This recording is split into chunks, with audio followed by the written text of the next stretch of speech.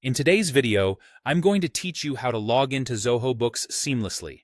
Whether you're new to the platform or just need a quick refresher, this guide will help you navigate through the login process effortlessly. So let's get started. First, the first thing you'll want to do is open the Zoho Books homepage.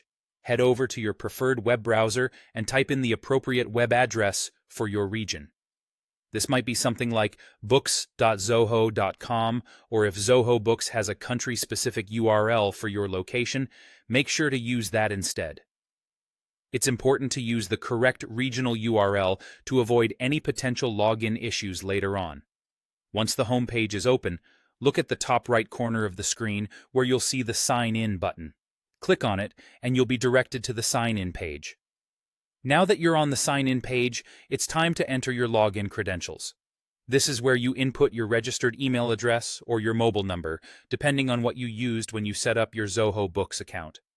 It's crucial to double-check and make sure you're entering the correct information here to prevent any frustration with failed login attempts.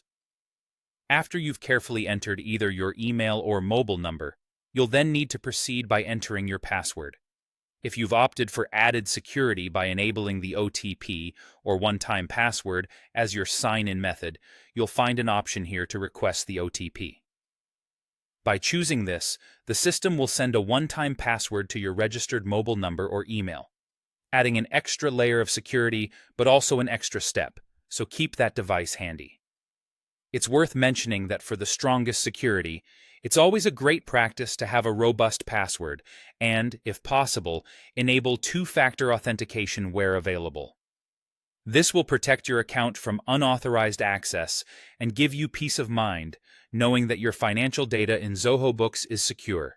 After entering either your password or the OTP, press the Enter key or simply click the Sign In button. If all the information you've provided is correct, you should be successfully logged into your Zoho Books account and ready to manage your finances efficiently.